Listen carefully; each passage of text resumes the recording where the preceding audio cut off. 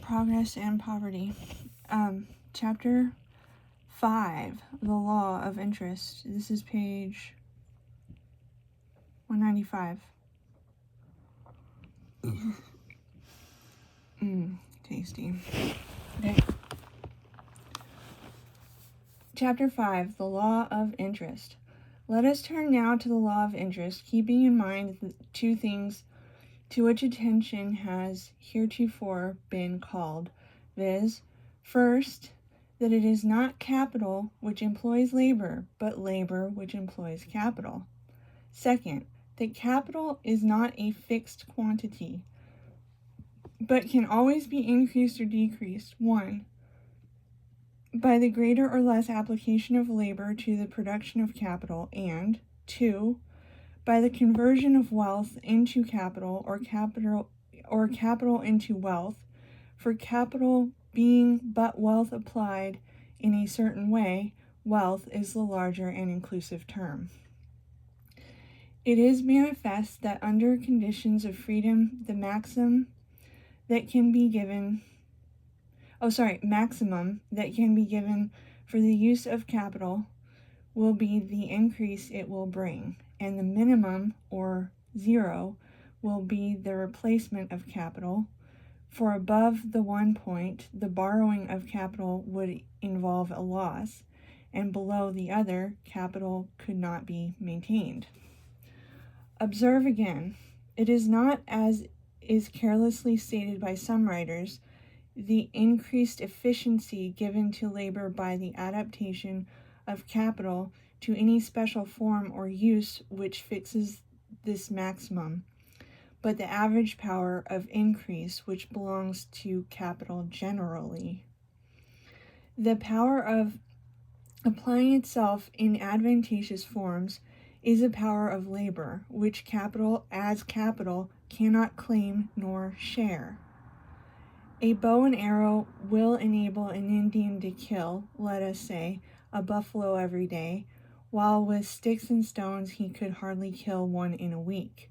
But the weapon maker of the tribe could not claim from the hunter 6 out of every 7 buffaloes killed as a return for the use of a bow and arrows. Nor will capital invested in a woolen factory yield to the capitalist the difference between the produce of the factory and what the same amount of labor could have obtained with the spinning wheel and hand loom. William, when he borrows a plane from James, does not in that obtain the advantage of increased efficiency of labor when using a plane for the smoothing of boards over what it has when smoothing them with a shell or a flint. Let me reread it. William, when he borrows a plane from James, does not in that obtain the advantage of the increased efficiency of labor when using a plane for the smoothing of boards over what it has when smoothing them with a shell or flint. The progress of knowledge has made the advantage involved in the use of planes a common property and power of labor. What he gets from James is merely such advantage as the element of a year's time will give to the possession of so much capital as is represented by the plane. Okay, I get it. Yeah. Now, if the vital forces of nature which give an advantage to the element of time be the cause of interest, it would seem to follow that this maximum rate of interest would be determined by the strength of these forces and the extent to which they are engaged in production. But while the reproductive force of nature seems to vary enormously, as, for instance, between the salmon which spawns thousands of eggs and the whale which brings forth a single calf at intervals of years, between the rabbit and the elephant, the thistle and the gigantic redwood, it appears that the way the natural balance is maintained, that there is an equation between the reproductive and destructive forces of nature, which in effect brings the principle of increase to a uniform point. This natural balance man has within narrow limits the power to disturb, and by the modification of natural conditions may avail himself at will of the varying strengths of the reproductive force in nature. But when he does so, there arises from the wide scope of his desires another principle which brings about in the increase of wealth a similar equation and balance to that which is effected in nature between the different forms of life. This equation exhibits itself through values. If in a country adept to both, I go to raising rabbits and you go to raising horses, my rabbits may, until the natural limit is reached, increase faster than your horses. But my capital will not increase faster, for the effect of varying rates of increase will be to lower the value of rabbits as compared with horses, and to increase the value of horses as compared with rabbits. Though the varying strength of the vital forces of nature is thus brought to uniformity, there may be a difference in the different stages of social development as to the proportionate extent to which, in the aggregate production of wealth, these vital forces are enlisted. But as to this, there are two remarks to be made. In the first place, although in such a country as England, the part taken by manufacturers in the aggregate wealth production has very much increased as compared with the part taken by agriculture, yet it is to be noticed that to a very great extent this is true only of the political or geographical division and not of the industrial community. For industrial communities are not limited by political divisions or bounded by seas or mountains. They are limited only by the scope of their exchanges, and the proportion which in the industrial economy of England, agriculture and stock raising bear to manufacturers is average with Iowa and Illinois, with Texas and California, with Canada and India, with Queensland and the Baltic. In short, with every other country to which worldwide exchange of England extend. In the next place, it is to be remarked that although in the progress of civilization, the tendency is to the relative increase of manufacturers as compared with agriculture, and consequently to a proportionately less reliance upon the reproductive forces of nature, yet this is accompanied by a corresponding extension of exchange and hence a greater calling in of the power of increase which thus arises. So these tendencies, to a great extent, and probably so far as we have yet gone completely, balance each other and preserve the equilibrium which fixes the average increase of capital or the normal rate of interest. Now, this normal point of interest, which lies between the necessary maximum and the necessary minimum of the return to capital, must, when it rests, it must, wherever it rests, be such that all things, such as the feeling of security, desire for accumulation, etc., considered, the reward of capital and the reward of labor will be equal. That is to say, will give an equally attractive result for the exertion or sacrifice involved. It is impossible, perhaps, to formulate this point, as wages are habitually estimated in quantity and interest in a ratio. But if we suppose a given quantity of wealth to be the produce of a given amount of labor, cooperating for a stated time with a certain amount of capital, the proportion in which the produce would be divided between the labor and the capital would afford a comparison. There must be such a point at, or rather about, which the rate of interest must tend to settle, since unless such an equilibrium were effected, labor would not accept the use of capital, or capital would not be placed at the disposal of labor. For labor and capital are but different forms of the same thing, human exertion. Capital is produced by labor. It is, in fact, but labor impressed upon matter, labor stored up in matter, to be released again as needed, as the heat of the sun stored up in coal is released in the furnace. The use of capital in production is, therefore, but a mode of labor. As capital can be used only by being consumed, its use is the expenditure of labor, and for the maintenance of capital, its production by labor must be commensurate with its consumption in aid of labor. Hence, the principle that under circumstances which permit free competition operates to bring wages to a common standard and profits to a substantial equality, the principle that men will seek to gratify their desires with the least exertion, operates to establish and maintain this equilibrium between wages and interest. This natural relation between interest and wages,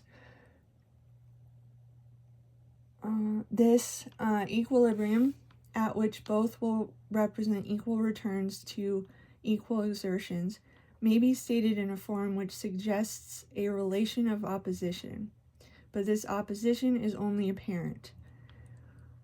In a partnership between Dick and Harry, the statement that Dick receives a certain proportion of the profits implies that the portion of Harry is less or greater, as Dick's is greater or less. But whereas in this case, each gets only what he adds to the common fund, the increase of the portion of the one does not decrease what the other receives. And this relation fixed, it is evident that interest and wages must rise and fall together, and that interest cannot be increased without increasing wages, nor wages lowered without depressing interest. For if wages fall, interest must also fall in proportion, else it becomes more profitable to turn labor into capital than it is to apply it directly, while if interest falls, wages must likewise proportionately fall, or else the increment of capital would be checked. We are, of course, not speaking of particular wages and particular interest, but of the general rate of wages and the general rate of interest, meaning always by interest the return which capital can secure, less insurance and wages of superintendence.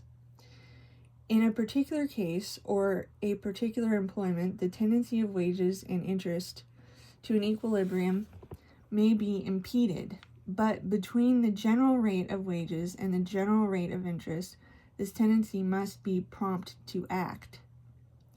For though in a particular branch of production the line may be clearly drawn between those who furnish labor and those who furnish capital, yet even in communities where there is the sharpest distinction between the general class laborers and the general class capitalists, these two classes shade off into each other by imperceptible gradations, and on the extremes where the two classes meet in the same persons, the interaction which restores equilibrium, or rather prevents its disturbance, can go on without obstruction, or whatever obstacles may exist where this separation is complete.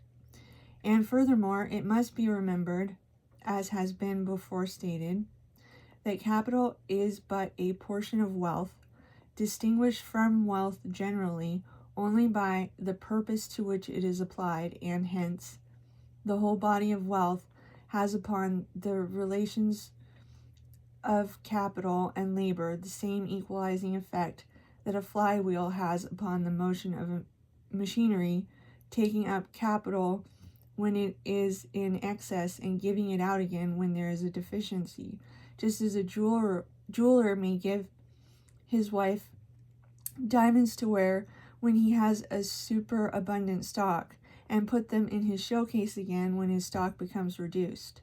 Thus, any tendency on the part of interest to rise above the equilibrium with wages must immediately beget not only a tendency to direct labor to the production of capital, but also the application of wealth to the uses of capital, while any tendency of wages to rise above the equilibrium with interest must in like manner beget not only a tendency to turn labor from the production of capital, but also to lessen the proportion of capital by diverting from a productive to a non-productive use of some of the articles of wealth of which capital has composed. To recapitulate, there is a certain relation or ratio between wages and interest fixed by causes which, if not absolutely permanent, slowly change, at which enough labor will be turned into capital to supply the capital which, in the degree of knowledge, state of the arts, density of population, character of occupation, variety, extent, and rapidity of exchanges will be demanded for production, and this relation or ratio, the interaction of labor and capital, constantly maintains. Hence, interest must rise and fall with the rise and fall of wages. To illustrate, the price of flour is determined by the price of wheat and the cost of milling. The cost of milling varies slowly and but little,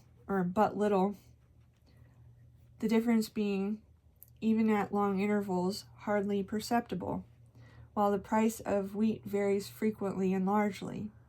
Hence, we correctly say that the price of flour is governed by the price of wheat, or to put the proportion in the same form as the preceding, there is a certain relation or ratio between the value of wheat and the value of flour, fixed by the cost of milling, which relation or ratio, the interaction between the demand for flour and the supply of wheat constantly maintains. Hence, the price of flour must rise and fall with the rise and fall of the price of wheat.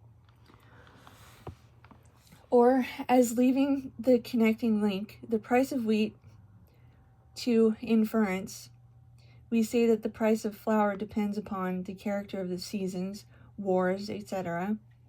So may we put the law of interest in a form which directly connects it with the law of rent, by saying that the general rate of interest will be determined by the return to capital upon the poorest land to which capital is freely applied, that is to say, upon the best land open to it without the payment of rent.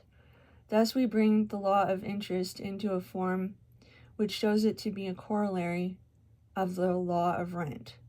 We may prove this conclusion in another way. For that interest must decrease as rent increases, we can plainly see if we eliminate wages. To do this, we must, to be sure, imagine a universe organized on totally different principles. Nevertheless, we may imagine what Carlyle would call a fool's paradise, where the production of wealth went on without the aid of labor and solely by the reproductive force of capital, where sheep bore ready-made clothing on their backs, cows presented butter and cheese, and oxen, when they got to the proper point of fatness, carved themselves into beefsteaks and roasting ribs, where houses grew from the seed, and the jackknife thrown upon the ground would take root and in due time bear a crop of assorted cutlery. Imagine certain capitalists transported with their capital in appropriate forms to such a place. Manifestly, they would get, as the return for their capital, the whole amount of wealth it produced, only so long as none of its produce was demanded as rent. When rent arose, it would come out of the produce of capital, and as it increased, the return to the owners of capital must necessarily diminish.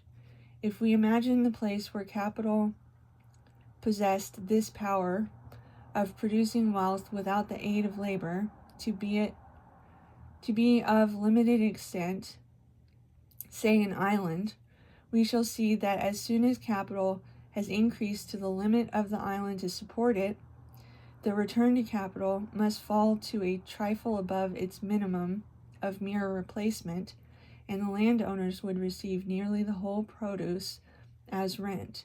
For the only alternative capitalists would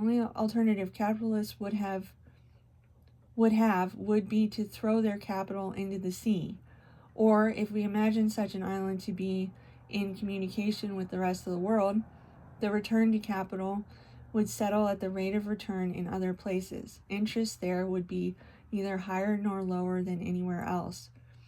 Rent would obtain the whole of the superior advantage, and the land of such an island would have great value. To sum up, the law of interest is this.